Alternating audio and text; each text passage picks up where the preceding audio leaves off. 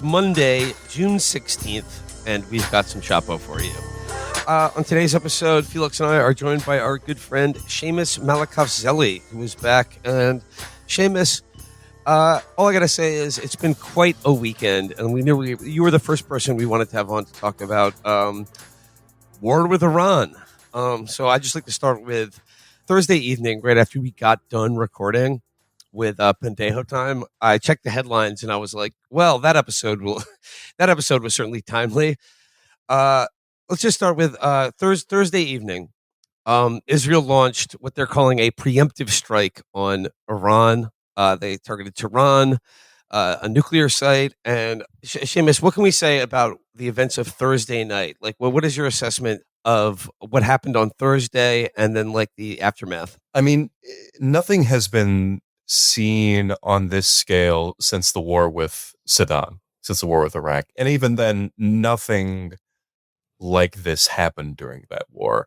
The idea that the entire top military brass could be taken out in just one go, I don't think was anticipated by many outside observers. Even I didn't anticipate that they would go all out in that opening salvo. I mean, they took out the chief of staff of the armed forces, the deputy chief of staff, the commander-in-chief of the IRGC, multiple different nuclear scientists, and then killed more nuclear scientists yesterday in car bomb attacks that were set off at the exact same time that there was a massive barrage of airstrikes against Tehran. I think everybody knew that the Mossad had penetrated Iran greatly, even more so than any other country. But to this extent, to the extent that there were, just yesterday, that the Mossad agents had a whole 3-story building in Tehran where they were making drones that they could fire and sabotage Iranian military operations with. It's immense. It's very difficult to properly explain how devastating of a first strike this was and how uncertain things are at this current moment.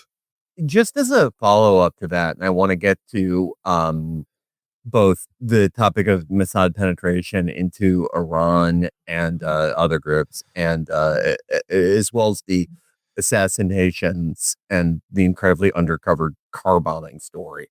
But I was curious about this because, yeah, it was a very devastating first strike, but the conventional knowledge I saw both from like FDD types and more people who are more officially aligned with Israel or just, Israeli media sources. The conventional knowledge after that was, at least in public, that the Iranian response will be at most like the very telegraphed drone and intercepted missile strike we saw last year. Because, but by their reasoning, they said that anyone who would coordinate that response was killed. I don't really believe that was the Israeli calculation, but I mean, was there some expectation of that? Like, how much do you think they baked in the Iranian response in the following day? I think outside observers, the kinds of people you're talking about, the people who really believe everything about what Israel says about itself, I think the person you're describing is Brett McGurk, the guy who said that everyone would coordinate the Iranian response is dead. Now, obviously, that isn't the case. I mean, this is a devastating attack against the Iranian military, but they immediately appointed replacements who are very experienced. And obviously, they were able to coordinate a response very quickly. So that turned out to be true. But I don't think, like, Israeli military officers, I don't want to give them a whole lot of credit, but they do understand to a large degree what Iran's capabilities are, and Israel's leaders do as well. And if the intent, as it has been clearly shown, is to bring America into this war against Iran and make it the major force that is attacking that country, you can't do that with the kinds of Iranian responses that were received before.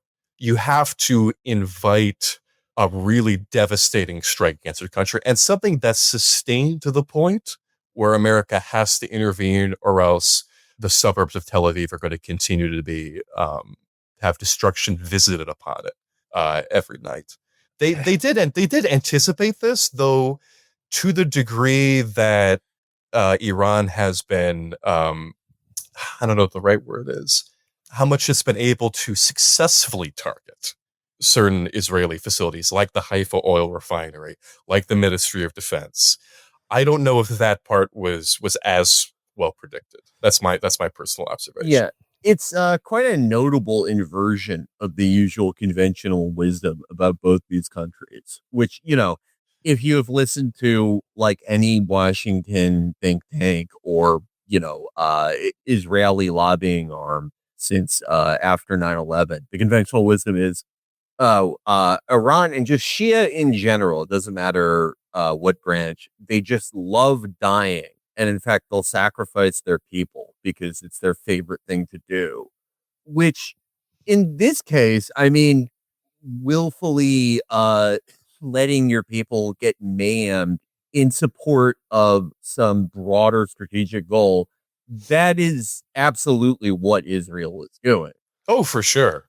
I mean, you can see from like the constant responses from people who were 100% cheerleading the destruction of homes in Gaza, the destruction of all aspects of its society. Now they're talking about how oh god, we have to be in bomb shelters. Oh my god, can you believe that they're firing things at civilian areas? And this is the thing, when Israel Katz, the defense minister, when Netanyahu is talking about, and the president of Israel are all talking about how evil this was always the intent, right? You can't just justify this war on the basis that they're attacking the Ministry of Defense or they're attacking, IDF bases like they did in the past, during past strikes when they almost exclusively focused their strikes on air bases, which the attacks on Iranian assets have come from. They needed this. They needed civilians who put in danger. They needed these stories of anguish among the population of Tel Aviv, because otherwise there wouldn't be a moral centering to justify this war with. I mean, it's also why they're trying to instigate some sort of rebellion in Iran, and nobody at the moment is biting. Because if this is solely against the nuclear program, then this becomes about the initial stuff about Iraq, the weapons of mass destruction, which not to be bunk. But when that became about freeing the Iraqi people, then it became ennobled.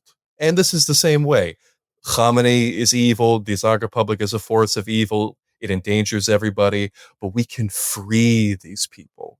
We can protect our people in Israel, and we can secure a grand future for the people in Iran as long as America enters into this war.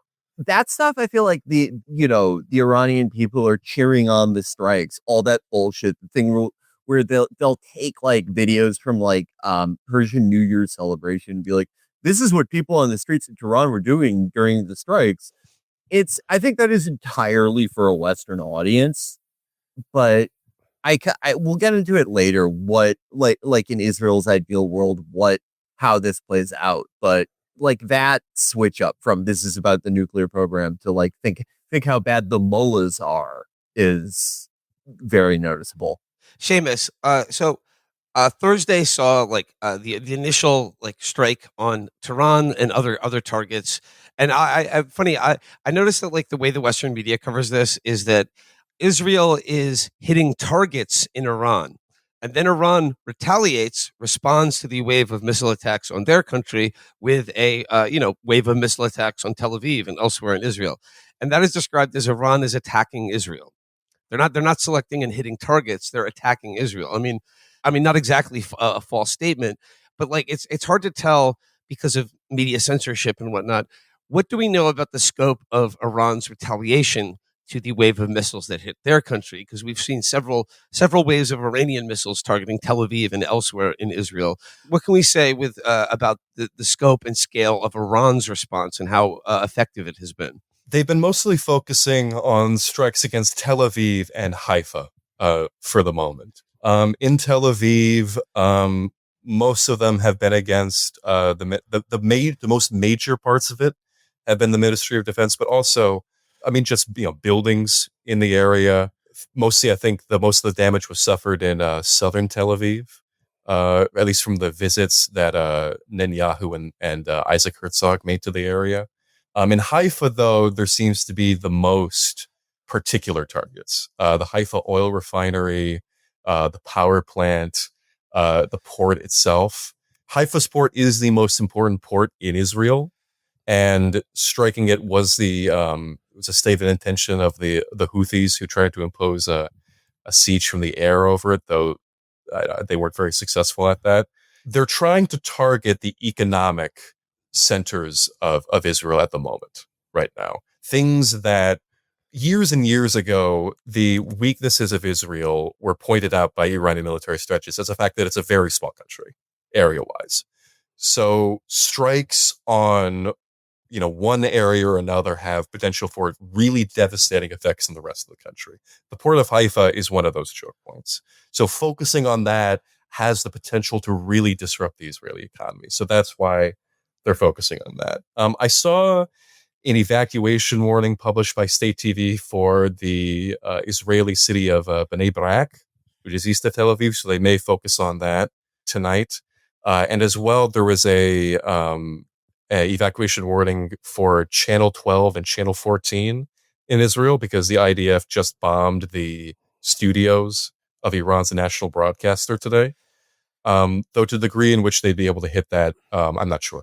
I have noticed, I mean, and you have to like kind of take everything that anyone who has open source intel in their bio with the fucking truckload of salt. But I've seen it from enough people whose opinions and analysis on this I respect, that there seems to be an Iranian emphasis on SEAID, suppression of enemy air defenses. Basically, what people are, from as much as they can tell, Iran is using their older generations of short range ballistic missiles to hit like THAAD batteries and Iron Dome batteries, and then sending the more advanced missiles to hit actual targets. I mean, obviously, it just makes sense to do that, to take out things like that, batteries that are A, incredibly expensive to replace, and B, in a year, America does not make enough of them to, replace Israel's entire stock, much less service the needs of our military and other paying clients. But does this suggest like a longer term strategy? Like, is the hope with Iran that they can basically keep this up, that at a certain phase they'll be done with SEAID, and that they can hopefully inflict like a maximum amount of economic damage, as you alluded to, while still sort of not making it so that there is like 9/11 type imagery that Israel could exploit? Because that's sort of, if I could evince a general strategy, it seems to be that. I'm a little bit less informed on the specific strategy of what missiles they're using. I do know what you're referencing. There was a video of the Iranian missiles on one of the barrages either last night or the night before, hitting air defenses in Tel Aviv directly.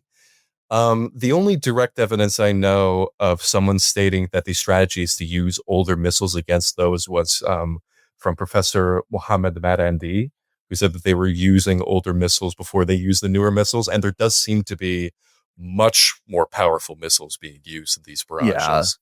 Yeah. I would advocate that any listener to this look up some of the videos from last night in particular. The shock waves that you could see in the clouds, the size of the explosions, the warheads are very distinct from the ones that were being used in previous assaults. The only thing that I would say makes me a bit skeptical of the idea that they're intentionally being able to hit anti-aircraft batteries is because like buildings like the Ministry of Defense, these are large enough that a ballistic missile can be fired at them, but the intentional targeting of anti-aircraft batteries was something that was really the purview of Hezbollah when they were on the border, and they were very targeted missiles with cameras on them, and they could really do pinpoint strikes in that way. Ballistic missiles from that far away are a bit of a different thing, but As for the longer term strategy of what they want, I think they may be going toward something more sustainable, something maybe lower intensity, to where they can try to do consistently trigger alarms, force Israeli surveillance systems into states of alert while not needing to do hundreds of missiles at a time. They're already getting smaller with each barrage. A thing similar to what you're talking about is the fact that Iran keeps firing uh, small amounts of drones at Israel that just keep moving around the country, forcing helicopters to go track them. And just keep doing that for like hour after hour, day after day, even if it's not accompanied by missiles. That's an example of that sort of strategy. But as in terms of a longer term one, I'm not sure. I don't speak about anything with that kind of certainty. Yeah, I mean, I think we talked in private about the nature of making predictions, as you were saying, and I don't want to corner you into that, but yeah, it's Sure. that is sort of the central question, though, right? Like, how, to what extent can Iran, how long can they make them pay, basically? If it's going to continue to be this, if it's going to continue to be like short range ballistics fired at each other. I will say this, and Iran's ballistic missile arsenal is thousands strong. This is something that's agreed upon by both the statements of the Iranian military, but also the IDF. That is an independent assessment. But this kind of large scale barrage that we've been seeing, they can't keep it up. And the issue then comes to, okay, if they do a low intensity thing, the IDF can run out of interceptor missiles. It can have supply chain issues with getting new air defenses, getting more weapons. We've seen examples of this kind of choking, even when it comes to Gaza in some instances, and that's a much smaller scope of things that they have to deal with. But they still have the United States to constantly resupply them, and they have no issues with giving them whatever they want. Iran doesn't have those kinds of relationships with different countries, Russia and China. They're able to get weapons from abroad, but they don't have a benefactor quite like America does. It's its own domestic manufacturing base, and that's being disrupted right now by all this Israeli assaults. Right. I've seen people kind of wish casting about China replenishing them in that way. But if America, like China, if America in kind 1/3 of Iran's trade was with America, I don't think we would, I don't think they would, replenish Israel in kind. And that is unfortunately the case with China. It makes you really miss the USSR. Seamus, to the question of Israel's benefactor, obviously some sort of all-out war with Iran is something that Israel has been planning for and hoping for decades. But a key component of that is that they want America to lead it. They want America to get involved. And what do you make of the reaction of the Trump administration? Because it's this very weird thing where like they have this like this sense that like, oh, we weren't consulted, but we were. Like, what do you make of this sort of this weird contradiction in the Trump administration's reaction to Israel's preemptive strike on Iran? I have to be honest, I haven't been able to quite quantify like the exact ways that Trump is thinking about this. I mean, it does go back to the fact that Trump fundamentally is mentally declining. Like, we shouldn't ignore this. He is not doing as well as he was in his first term, and which already he was not doing as well as he was in most of his adult life. I think to some degree he was aware of the deception that was being offered up by the Israelis. He was a willing participant in that. I don't think he would have spoken in the way that he did about the attacks against Iran if he was not aware of that. But also, I just think he acquiesced to this, even if he personally had objections to being a war with Iran president. I mean, he did head off the prospect of another war back in January after Iran retaliated for Soleimani, who he ordered assassinated. He has that impulse within his head that's been demonstrated publicly. But there's all this pressure on him from Israel, from likely other people in his administration who he has staffed, these Iran hawks, I just think there were Netanyahu convinced him of the ability of Israel to do this, I'm sure, with the understanding that America probably wouldn't have had to get involved. And now that the conversation is quickly going towards, no, America, you have to get involved, Trump has so little ability to remember things or to really put up much of a fight against suggestibility that this is what it's going toward, that there is going to be military movement in that way. Probably the best example of Trump's dotage on this issue comes courtesy of Sohrab Amari, who posted this over the weekend. He says, I spent an afternoon and early evening calling sources in and near the administration and also people on the other side, Dems, and their own sources on the inside. They all rejected the notion that this was some genius coordinated dance between Trump and Israel. All I had heard that Trump was agitated all around, and in a call with Bibi told him not to, but also maybe you can. One source described it as a green light and a one source. Ever gonna have a non-Brandon president? Yeah, I feel like that. Sorry, it follows up. It says one source described it as a green light and a red light, and another called it a yellow light. The overall impression was something far more chaotic and accidental than the Iran hawk suggested. Numerous sources claimed that Trump planned to disavow it if it went badly and to own it if it appeared successful. The latter is, for now, his assessment. So, I don't know. Was this successful? Is he going to own it or distance himself from it? He 100% sees it as successful. He is getting, I guarantee you, he is only getting positive assessments whenever he calls Netanyahu or Netanyahu calls him, or he speaks with American intelligence officials. Because I think like in a bare bones, I don't know if the right word is objective, but like if I tell you that Israel took out the top military brass of the Iranian military in one go, and they're consistently airstriking Tehran, you would consider that a measure of good progress on Israel's part towards its objectives. I mean, it's talking about achieving aerial superiority over Tehran, even though that's an over exaggeration. I'll just say that much. If you are getting these assessments and you're not thinking about what happens a week from now, like when Netanyahu says, I mean, just as he said today, that if they assassinate Khamenei, they're already talking about this, that it'll end the conflict. He's making that sell to Trump when he says these things. If we get the go ahead to blow up Khamenei, or better yet, we get you to do it with your bunker busters, which you have, your B-2 bombers, then this conflict could end, Iran will surrender, and American lives don't have to be sacrificed. But obviously that is not the case. In Netanyahu's thinking, what would American involvement in this war want? Like, what would be his like blue sky ask? Are we talking like an invasion of Iran with U.S. military like troops, or like air support? Like, to what extent do they want America to get involved in this war, and what would that look like? I was talking about something similar with Derek Davison, great friend of the show, on American Prestige a little bit ago, and I go back and forth about whether Netanyahu like actually wants regime change totally. But I think right now what it would want is something similar to the deal that was struck up about Yemen, in which Israel is being consistently attacked by Yemeni missiles.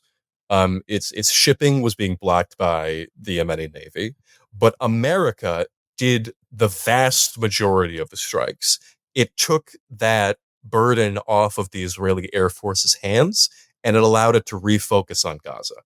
That would be of a great benefit to Israel, because America has better intelligence about these things. It has more access to weapons. It doesn't need to filter it into the Israeli military. It doesn't have to go through that supply chain.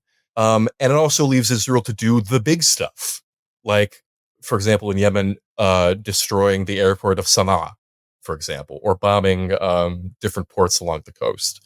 That would be the ideal, though the way that they're talking about regime change right now, I do wonder if the intent is to make America invade Iran, and then the burden is overwhelmingly offloaded onto the United States to do everything in this respect for Israel, installing a new regime, finding a new opposition movement to take power, fighting off Iranian military assets, doing whatever.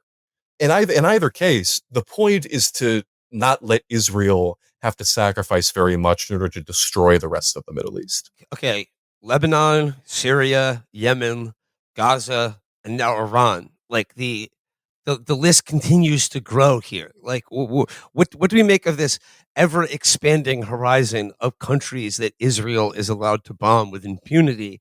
Like, what does that say about the state of Israel as a political and military entity that, like, seemingly for their own security, or as they claim, and their broader goals, involves this like endless list of other countries that have to be bombed and destabilized? And like regime change, I don't know. Like, I don't know if that's like if we can really bite that off. But the thing is, just with bombing, I think they can do a long way to just de-develop Iran and just make it a basket case, like wreck, like they've done with Lebanon and Syria, and like certainly Gaza, they've completely destroyed. I think de-development is the best word to describe the situation. I mean, even if Israel maybe on some days truly does want regime change, or maybe the Shah of Maryland goes back and takes power in Tehran,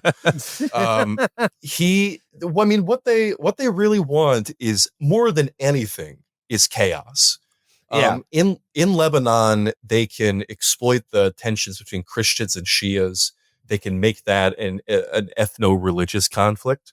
And in Gaza, they're trying to, inspire divisions between people who, like, the idea that Hamas are politically Iranian or politically Shia, because, almost everyone in the strip is Sunni. But in Iran, I mean, that main cleavage is like people who are more irreligious and the religious governance. So they're playing on that. And you can see that now with the idea of issuing evacuation warnings for places that are near both weapons manufacturing facilities, but also supportive institutions, which can mean fucking anything in terms of it's the state government. It's the entire state, essentially. That can be expanded out everywhere, as it was with Gaza. I mean, right now, they've been bombing hospitals in Iran on the spurious accusations spread around by Twitter accounts that the IRGC has set up missile launchers there. It's the same playbook being done over and over and over again, but with different steps here. I mean, all of these accusations against hospitals being Hamas bases in Gaza was adjusted for Lebanon, that Hezbollah was hiding gold under hospitals in South Beirut, and now it's that IRGC are hiding ballistic missile launchers alongside hospitals in Iran. It's the same thing over and over again, and the intent is to make these places distrustworthy amongst themselves, amongst civilian populace, disdainful of resistance, constantly afraid that they are near something that Israel would target because it's somewhat related to the IRGC or the Iranian army. It's a recipe for the reduction of these societies, these countries, into states that are not just a threat to Israel, but don't function as countries in any way, shape, or form, and are fundamentally subjugated to the will of whatever Israel's intelligence chief decides that day. Yeah, that is a very stark aspect of not just Israel's campaign of genocide in Gaza, but just their overall strategy for, I think, especially like the last, 20, 30 years. People always, when they talk about, usually in line with people who talk about the Iraq War as America, stumbling into conflict, that we made an oopsie. The rejoinder to that is, and then we ended up giving Iran this great big regional ally. And, that would, of course, mean that Netanyahu and a lot of other right-wing elements in Israel at the time who supported the Iraq War made this great strategic blunder. But that's not really the case. It's not that they never saw that coming. It was, they liked the idea of Iraq becoming this basket case that would have to fight a low-intensity civil war for maybe forever against aggrieved former empowered Sunnis. And you see it with every time there is a new enemy on the horizon for Israel. The first thing they do when they really get rolling is try to destroy any sense of a cohesive national identity and to destroy any sense of community. In Gaza, what that looks like is these planned killings at aid sites, the killing of the families of doctors. And for Iran, this is what it looks like. I mean, you can look to Syria to see what the results of this are. I mean, people ask now, like, what is the end game? Like, if they get everything they want, and this great enemy is reduced to a Libya-like basket case where there's three different capitals and there's just no hope of it ever ameliorating, it would be like an entire region that is just like that. It's just a bunch of like city states, and then all the Gulf hotels where endless treaties that result in nothing are negotiated. I should add on to that. I mean, we see this sort of talk in Gaza, in Lebanon, in Syria, and now in Iran. This talk is again reared its head about why can't we just make peace with Israel now? This isn't working. Let's make peace with Israel now. We can end these conflicts, and then we can become like Dubai. That's often the common refrain, or something along those lines. But let's take this step by step, right? In Gaza, what is the offer on the table if Hamas decides to give up its arms and surrender? Israel has openly talked about using the opportunity to expel the rest of the Palestinian population from the Strip. That's the end goal. There is no either it's death or expulsion. That's not a deal. That's not a peace deal being made for Gaza to become a better place. It's a deal for you to continue to lose everything. In Lebanon, this ceasefire with between Hezbollah and Israel, what has it eventually gotten in this ceasefire state? Waves of airstrikes still on South Beirut, continuous airstrikes in the south of the country that prevent any sort of reconstruction taking place. There was an airstrike just today, an assassination strike on a Hezbollah member, a supposed Hezbollah member, and that's been happening every single day since the ceasefire was achieved last year. Planes can no longer come from Tehran because Israel threatened to take down those planes if they came into Beirut airport. So the airport is now controlled by a different country. And in Iran, do you really think that they're going to suddenly stop controlling Iranian affairs if they decide that they don't want the smoke or whatever the hell it is? No, they're going to use that opportunity to continue that subjugation, to continue using its influence, to make sure that Iran never gains any sort of military power whatsoever. Just on I-24 News, an Israeli channel just before I got out here, they were talking about the fact that Israel should demand that Iran give up its missile-making capability, something that many sovereign states have, to build missiles, period. Like, they're not demanding you give up your nuclear program. That's a ruse. They want the whole thing. They've always wanted the whole thing. No, the end result always looks like Syria, where there is no way you can actually say that it's a sovereign state. That is it. It's just the end of sovereignty for anyone else in the region. And then these Gulf modern Venices that are just hotels and nothing else.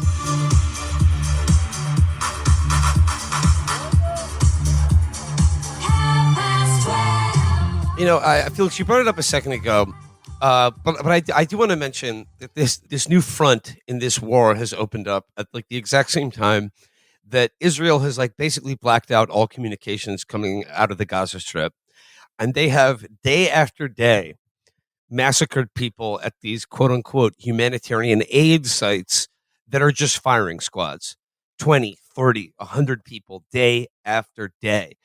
And I guess like I bring this up just in the context of Israelis in bomb shelters saying nobody deserves to live like this. This is inhuman. This is awful. And I guess like the scale of this violence is so undescribable, and it gets worse and worse, and now expands into another country of 90 million people. And I guess like I say this because is there the only hope to stop any of this is military action of some kind by the states and peoples being destroyed by Israel right now. So Seamus, like, what would a victory or a like I don't know a effective response that could stop this? Like, what would that look like? That I'm very unsure about, and I have to be completely honest. I will say this for Iran. They are treating it now like they should have been treating it months ago, if I can speak frankly, and that they are hitting Israel with all that they have. They are, whenever Israel hits something of a certain sector in Iran, they hit Israel in that sector, but they're still in that reactive position that they were before. Right. The only thing I can really say with some degree of certainty, not with complete certainty, is that there was, I think, a path to stopping Israel last year.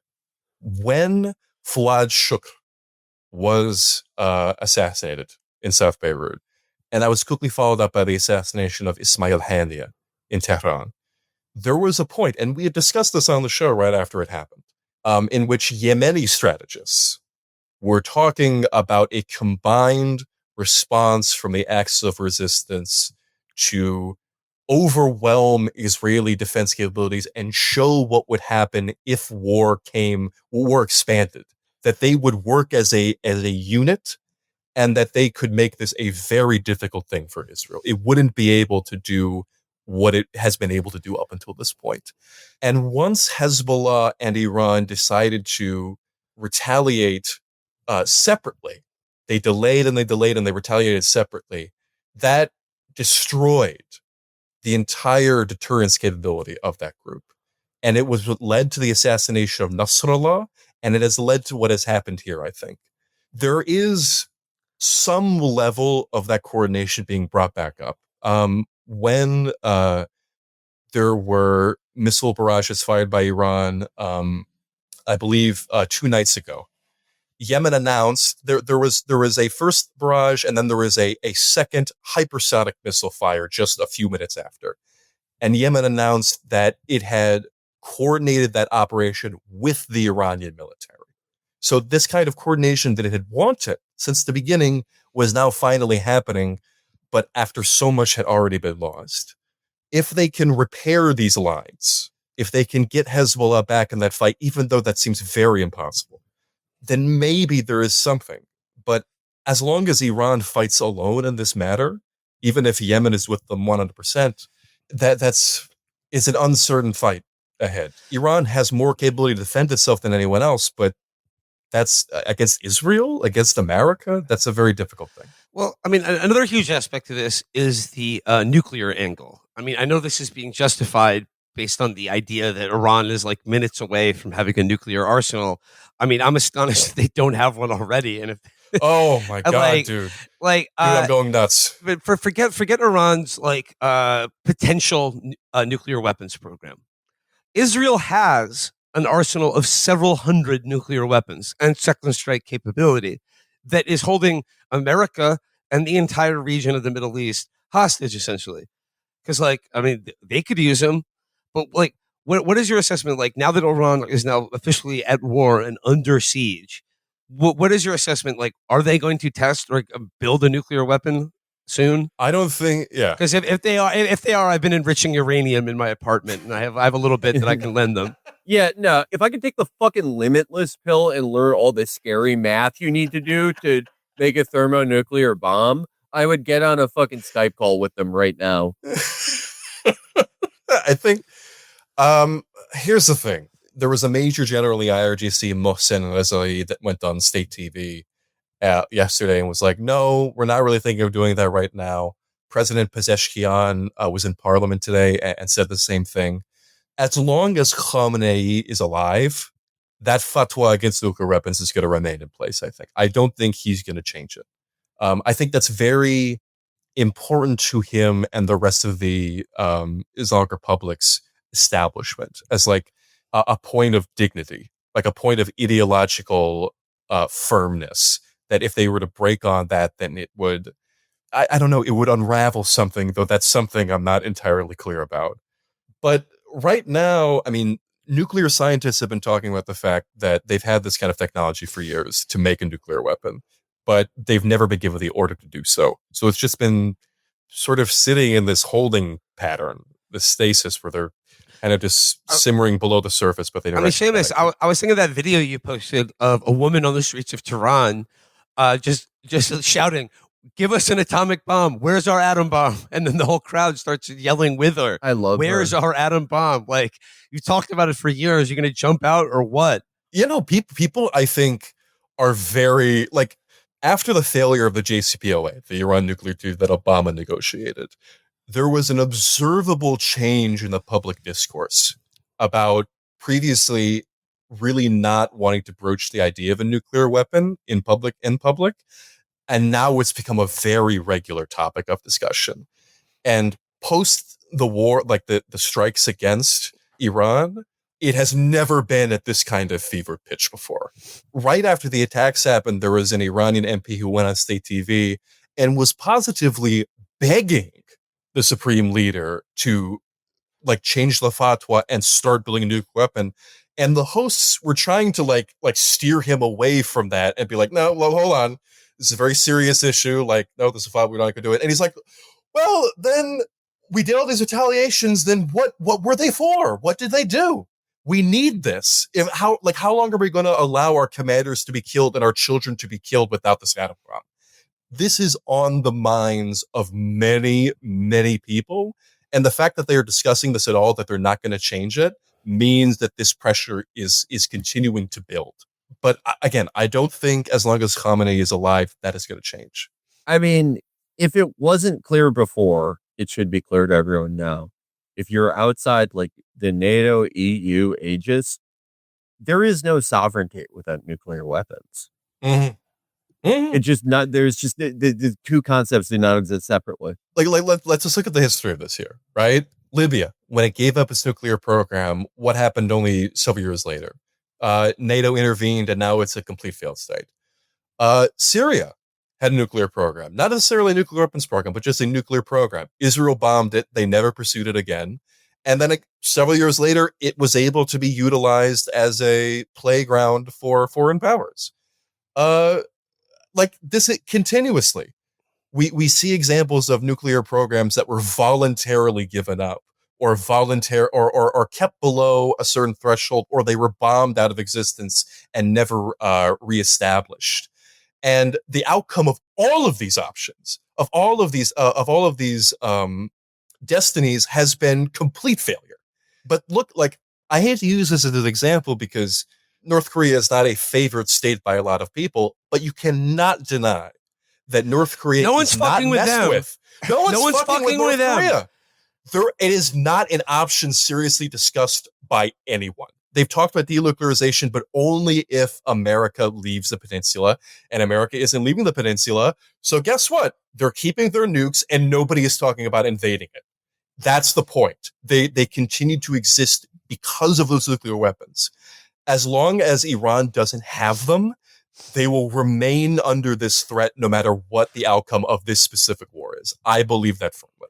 I mean, especially in the case of Libya and Syria, those are crucial to bring up because also in addition to giving up their nuclear programs, both those countries cooperated with the West during the global war on terror. Fat lot of fucking good it did them. When they've got the beam on you, there's nothing you can actually do. I've seen people go, oh, it's, Iran and their obsession with Israel, or Iran and their goddamn nuclear program. Like, they could do anything to stop this short of just declaring Iran is over as an entity. Come here and make fucking, make the Mecca for sex offenders at all types of nightclubs. I will say this. What I've said this before, and I'll say it again, even though I have been accused of Houthi fetishism by many academics. I'll hold that bag, Seamus, for you if you want it. I got a Houthi fetish, and I need more missiles. The Yemeni strategists, from the moment the word go of this war, have consistently known what to do, and they've consistently had, I think, the right approach to Western powers and their negotiators. They understand that, like, the time in which America or Israel could be negotiated with, if they ever could be negotiated with, is over. Negotiations, they were at the table on Sunday, you know? Yeah, no, this is like... It's not real. And now they're being asked to come back to the table. The table's been blown up. What are you talking about? No. These people are rabid dogs. The negotiators are dead. Ugh. There will be empty chairs at that table because you killed the people that were like, Jesus Christ. How could you even bring up that? It's just insulting to even bring up that fucking concept. No, there is a reason why when they were approached for negotiations to separate the fronts, they were like, no, achieve a ceasefire in Gaza and we'll stop firing. End of discussion. We're not doing indirect negotiations. We're not doing separate negotiations. You either do this or you don't. When it came to America coming to the table and saying we want a ceasefire, they said, okay, if you stop firing on us, we'll stop firing on you, but we're not stopping fire on Israel. That's the deal. End of discussion. And then they took it. That's the strategy that Iran should be taking, quite frankly. And they're understanding right now that these negotiations were always a fucking lie and a fucking charade, and they're not doing them anymore. But if they trust America again on this matter, if they're not firm, then I think the outcome is going to be very bad because there's nothing to indicate that they're trustworthy in any way, shape, or form. Seamus, a well-repeated chorus from hawks in D.C. and the foreign policy establishment in America and Europe that we've heard a lot over the last week or so, since the weekend, is that the Iranian people yearn for freedom. They want to overthrow the mullahs. Like, they are ready. We stand with you, people of Iran, like, as we're bombing you. And, like, there's this idea that, like, the Iranian people, now is the time to rise up and, like, collapse the evil government of the Ayatollah. I mean, like, from what you can tell of people in Iran, which is, a country of 90 million people with a lot of diversity of opinion and very divided along social and political, cultural lines, much like the managed pseudo-democracy of the United States of America is. What is your best assessment of how the people in, let's say, Tehran and the rest of the country right now, are they directing their anger at their own government? Or, like, what is the possibility that they're going to rise up and overthrow because they're so happy to be bombed right now? I think it's pretty low. I'm going to be honest with you. I've seen statements from Israeli journalists saying they've received messages stating that they're very in favor of it. Or there was that Washington Post article where they said that Felix was referencing about how people at Eid al-Ghadir, they were secretly celebrating the Israeli attacks against their country. But I have not seen, there have been no protests. There have been no real expressions of support for Israel so far. The primary support for Israel that I've seen is from Iranians abroad. People who are already within the Iranian opposition axis, like Reza Pahlavi or Masih Alinejad, people who are on the State Department's either prioritized list or people who are literally on the State Department's payroll. This is not a popular movement. It was never a popular movement. There are certainly people inside Iran who are supportive of Israel and hate Palestinians, but to the degree that they are a large section of the country, that has never been proven by any poll. And even if the Islamic Republic, even if Islamic governance is not as popular as it was at the beginning of the Islamic Republic, that doesn't mean that you're automatically in favor of a mass Dahiya doctrine assault on your capital city. That's something that people are not going to support in large numbers. Well, the thing you have to consider here is that Persia is an ancient and proud people, and because of that, they don't like it when their cities are bombed by foreign countries. America's only a couple hundred years old, so I'd be okay with it personally. Oh God, yeah. The Israeli journalist who I've seen this too. Just people saying my phone is blowing up with messages from Iranians celebrating. Anytime anyone tells you they're getting a bunch of supportive text messages for anything, you are talking to an insane person. Like, I'm used to seeing this move when someone posts something insane on Twitter. So it's always someone who posts something like, I think we could solve the incel problem if we let them fuck dogs. And then everyone is like, what the fuck are you talking about? Are you insane? Stop saying this. And they go, I'm actually getting a lot of text messages from dog owners and incels and say this is awesome. Actually, dogs are texting me.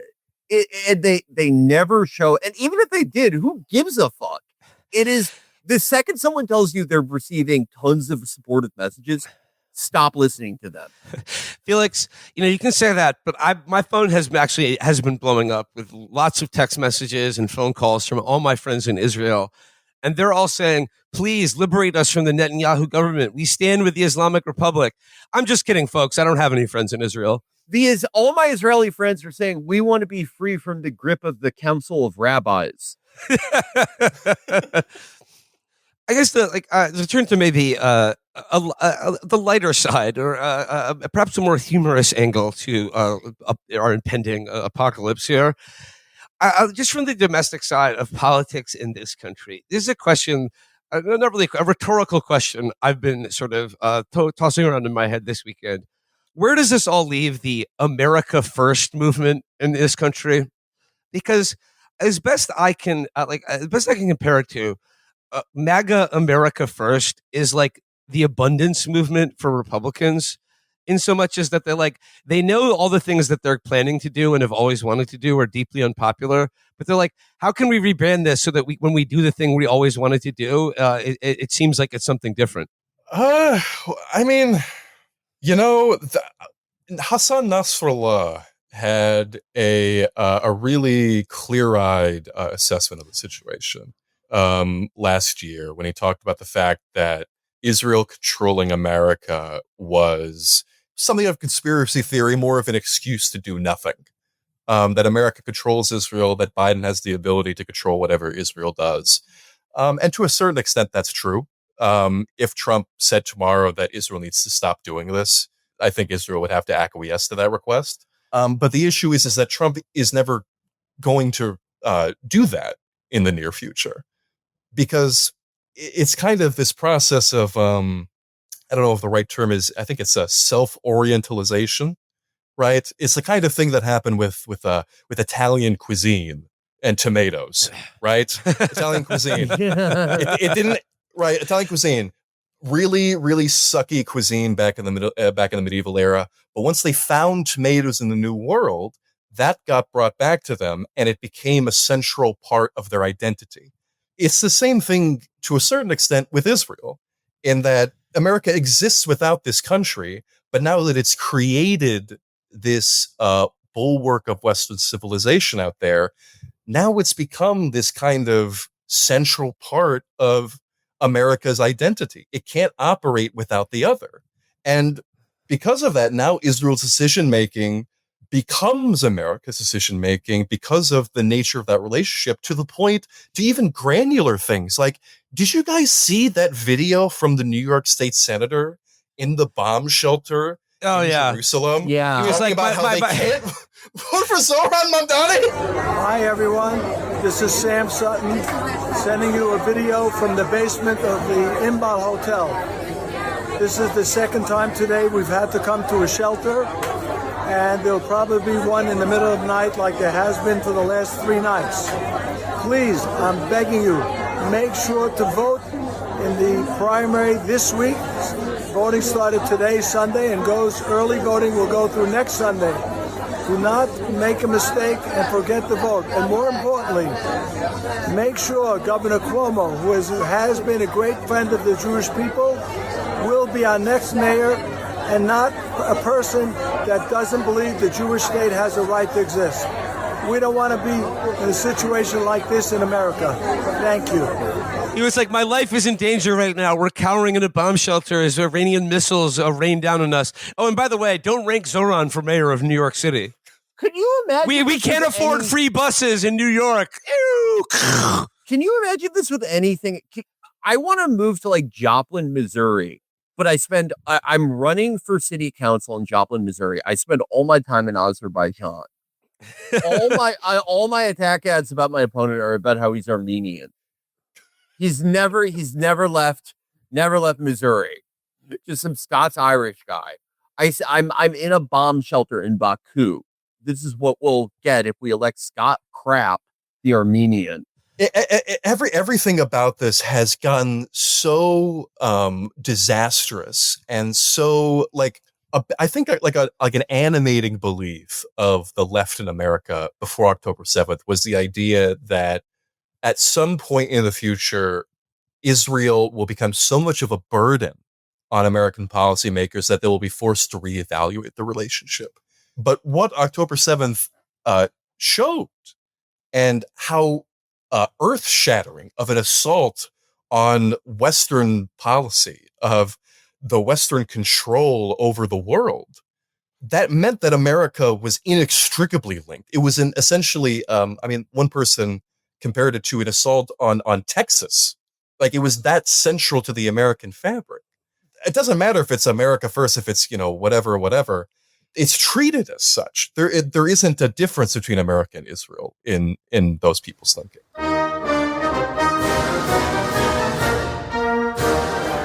One more thing in light of America First, Make America Great Again.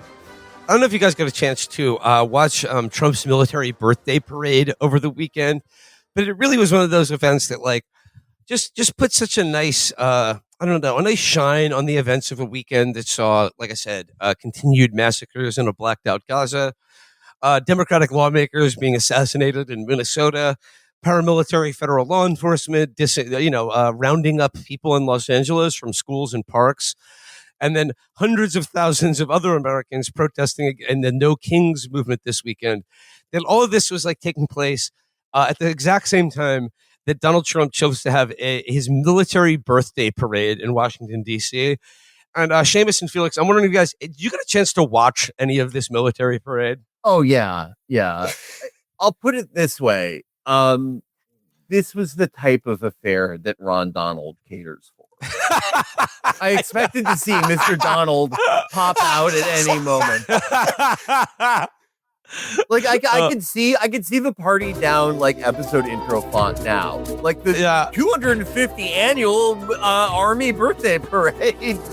I feel the Ron Donald thing is so perfect because I was watching the live stream of this on PBS, and every time they would cut to the crowd, and by that I mean the entire Trump administration sitting on the dais, or just the people in the crowd watching tanks go by.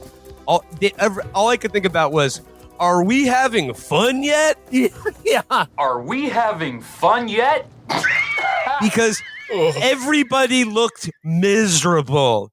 And I gotta say, the parade itself was one of the most underwhelming things I've ever seen as a display of U.S. imperial military prowess and competence.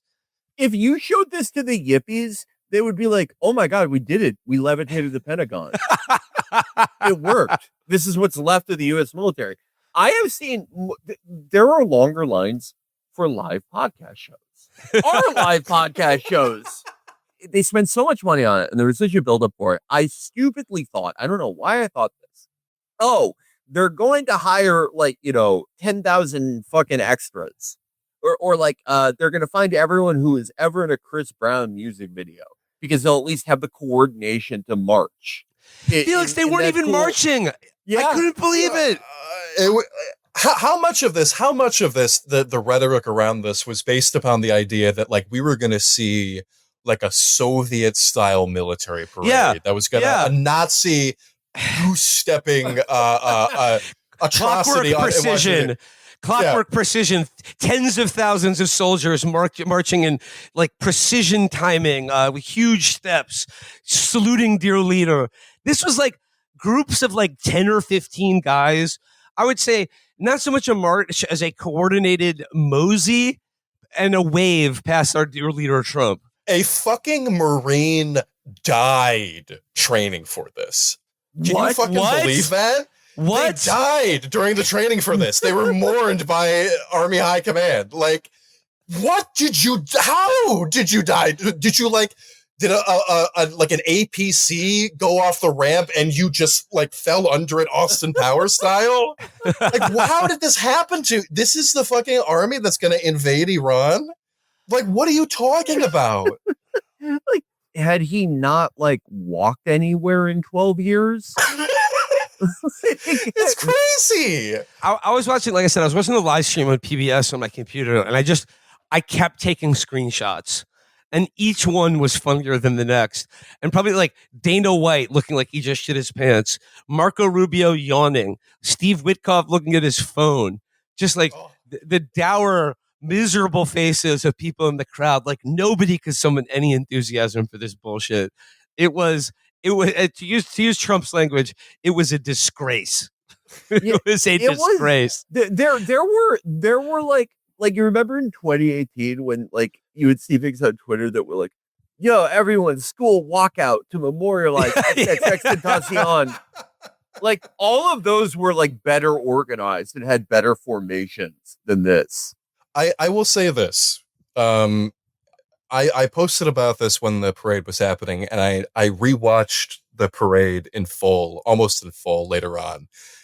There was a military parade in Pyongyang about 2 years ago, similarly for another anniversary of the army. And you see the coordination they have, the lighting, the camera angles, the national anthem being said, and all the soldiers know the words, and the singers hitting these high notes, the editing, the fireworks. It's like, that's how it should be done.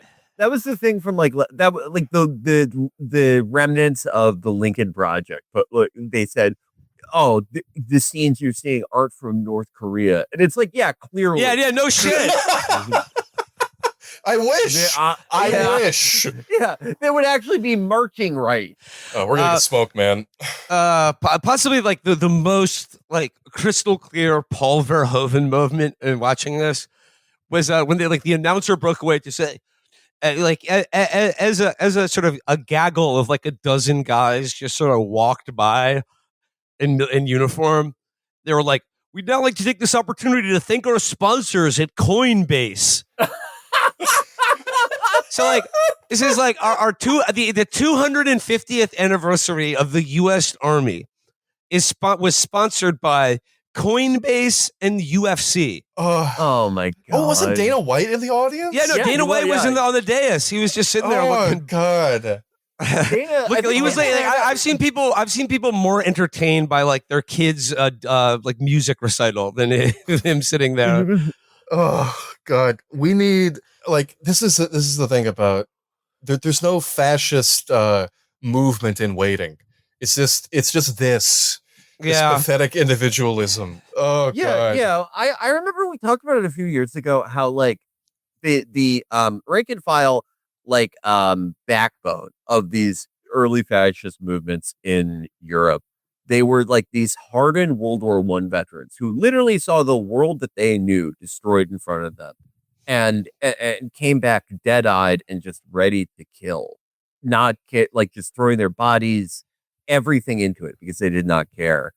Conversely, we have veterans of the Great Army Birthday Bash and Operation Amazon Prime. After I saw that plane fall off the deck, I knew I didn't even care about my life anymore. I didn't give a fuck. This is the one thing I will finish with this. This is the one thing that gives me like some amount of hope about how an American, like a war with Iran would engage in, like how they responded to the Houthis, how they went about the aid pier in Gaza that also ended up killing people, U.S. soldiers, and setting it up. It's a fucking basket case. This isn't an effective fighting force. This is embarrassing. This is humiliating. This is a national disgrace. Like if you're an American nationalist, if you're like an American fascist, like how could you watch that bullshit and be like, hell yeah, I'm with this 100%. This is what I voted for. This is the Fourth Reich. Hell yeah. God, yeah, embarrassing, humiliating. Will we ever have a non-Brandon president? Because that was the other thing I was thinking. Like, this is perfect. Like, Donald Trump ran on this idea that, similar to Joe Biden before him, he was uniquely qualified to negotiate peaceful ends to ameliorate every conflict currently going on in the world. And that no one could make a deal like him because of his experience and his swag. And fast forward to today, his strategy with Russia and Ukraine is just to tweet, please, come on, please, like, come on, you know me. And a new war has broken out that, like, I don't really know what to believe. I don't imagine we'll really find out exactly what happened on Trump's end for a couple of years. But this idea that he was like, do it or don't do it, I don't know. It sounds very much like him. I mean, to take him at face value is him saying, oh, yeah, you can never trust anything that I will ever say if you're a foreign actor, which who knows? But it just having such a public flop amidst all of this is just it. I didn't think things could get more Brandon than Brandon. And then I saw Keir Starmer, who is at 1.5 mega Brandons. But this is like, we're breaking into two Brandons now. Like, the potential whoever comes after this, right? Whether it is JD Vance or like Pete Buttigieg, I don't know who has the potential to be the biggest Brandon. I think maybe JD. JD has that hapless quality, but we're never going to get out. We're never going to leave behind the Brandonness of it all. Because hyper Brandonization. We're Brandon. We're Brandon. That's who we are. We're remembering the good times and saying we're the only ones who can do this job. We take one step, our pants fall down. You see the shit streak on our underwear. A stork flies by and takes a shit on her head. I actually planned that. It's the fact that you're making fun of it shows how little you know about strategy. We are Brandon. We will never leave this curse because we will never stop being Brandon.